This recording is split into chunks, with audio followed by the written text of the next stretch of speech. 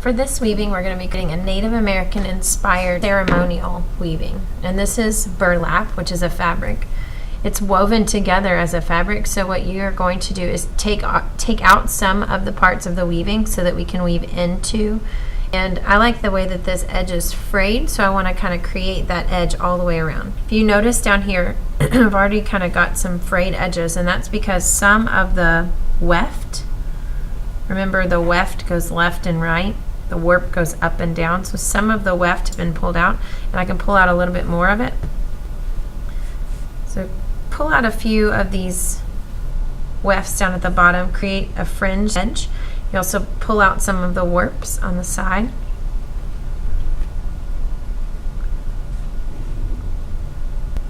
And create that fringe over here too.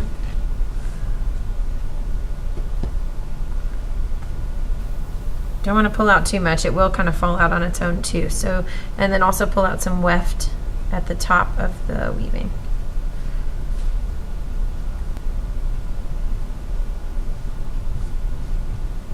Okay, so we've got the fringed edge all the way around. Also, if I'd like to create an opening inside the weaving, I can go and pull just an individual weft out of the burlap so that it opens up that space a little bit, kind of as a spot for me to weave in. So I can do that with maybe 2 or 3 of the wefts, depending on how wide I want that to be. I like just 2. I can do that down there, I might do it here in the middle.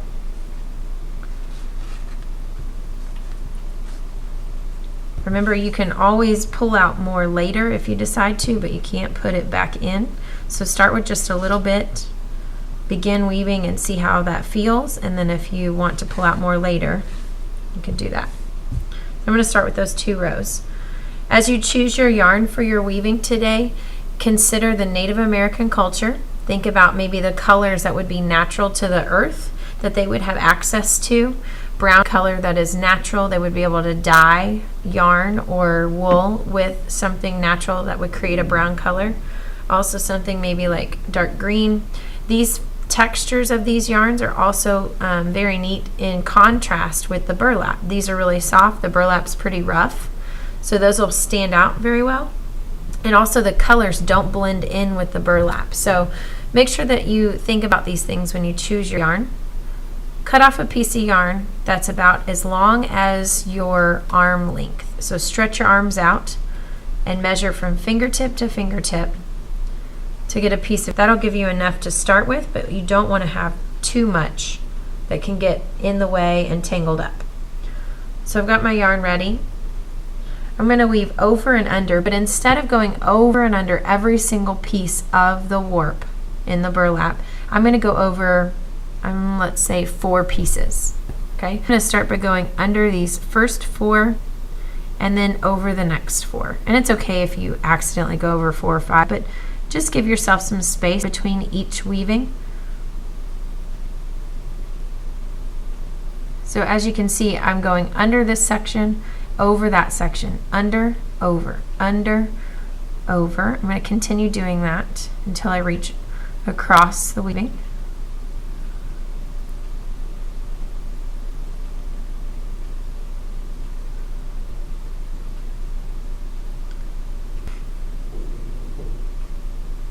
You may get to a point where you're going to have to pull the yarn through a little bit to get the needle to come through.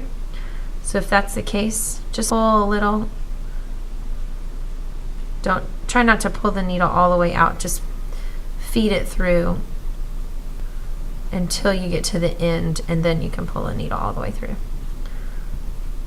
So another good reason that we created this opening is for the needle to, the eye of the needle to fit through. As you can see, it's pretty wide, and it's actually kind of a tight fit for me right now, so it's a good thing that we pulled out at least 3 of those wefts. Okay, I'm going to pull until I reach the tail. I'm going to stop a little bit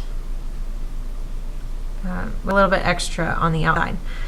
I could leave this as it is, or I could decide to put some beads on the end of it and tie it into a knot. That way it creates this thick knot on the end that won't go through the weaving. It's difficult to get beads on, but you could try. Maybe you could put a couple beads on and then just tie a knot, and that'll keep it from going through.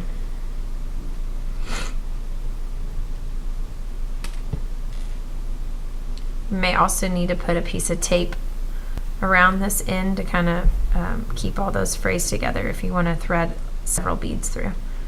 And then I could just tie it around my finger. And not, you might want to do that twice so the beads don't come off, and you can fray the ends, make it nice and decorative. And then we've got the end of that side. And I can also over here too, because it doesn't look like I have enough room to weave back through. So I'll leave that. I'll put some beads on there and tie a knot on this side also. For my next yarn that I would like to do, I'm going to cut this off and save it for later. I'm going to switch yarns. So I need to cut that yarn off and put in a new piece of yarn.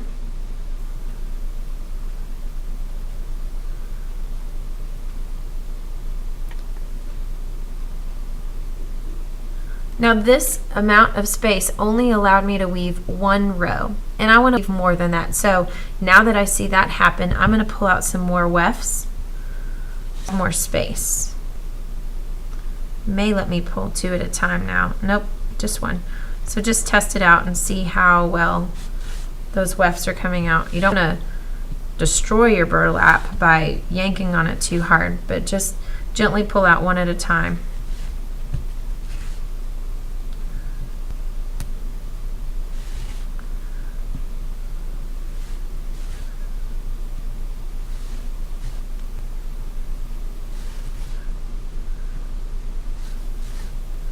I'm going to get about 3 more.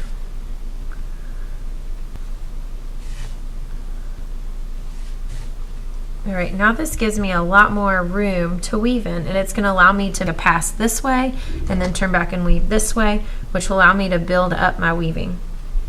So same concept, skipping a few, could be 4 or 5, could be 8 pieces if you want to make a big weaving. It could be just 2 if you want to have that small intricate weaving.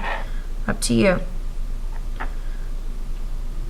So typically when you weave, you always start at the bottom and you build your way up. So try to keep your needle down close to the bottom of your opening. Remember to pull that all the way through until you have just a small tail left over. And then a process is called beat it, and you push down your weft so that you have room to weave in your next row. Now here's the tricky part. In order to weave this next row going back, I need to check to see what I did on the last part of my warp. This yarn is over these warps, so in order to weave it back through, I need to do the opposite. So I'm going to go under those and then over. Try to find the spot where your needle came time and do the same spot so that your warp can be easily moved up and down when you beat it.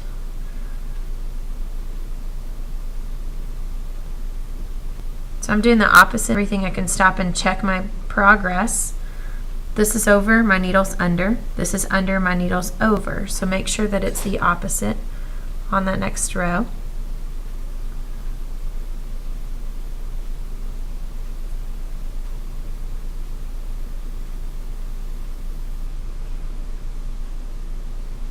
Just a few more and I can come out and pull all the way through again.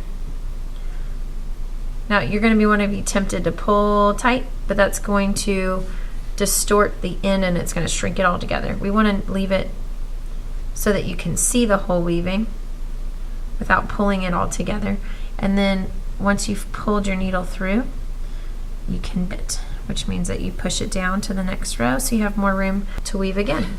And again, the same process. This one was over, so I switch and I go under.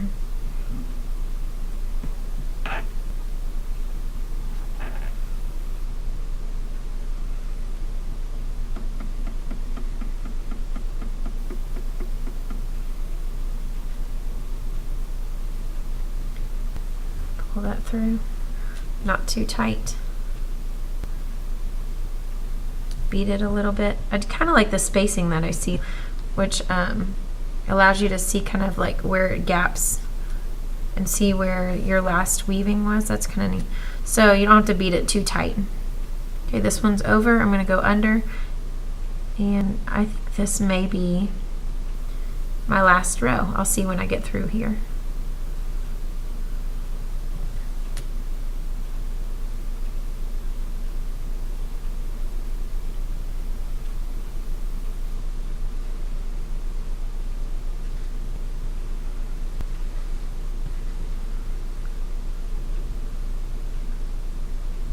Okay, so it looks nice and balanced and even all the way through, so I might just want to leave it like that. My two tails kind of come together here at the end, so I could cut this off, tie them together, and fray that end. Again, you can add some beads if you'd like to. Tie these pretty gently. I don't want to get them too tight, and then you can spread apart your yarn, create that fray, which gives just an extra detail that people can be interested in. I'm going to add some beads again over here. Okay, so when you get here, decide if you want to pull out some more wefts, weave in another color. You could decide if you would like to maybe loop some down here to create some tassels. So what I mean by that is you could go through a piece of burlap, not weaving it, and then you can cut off your yarn, tie it into a knot, and then do the same thing here where you fray it, pull it apart.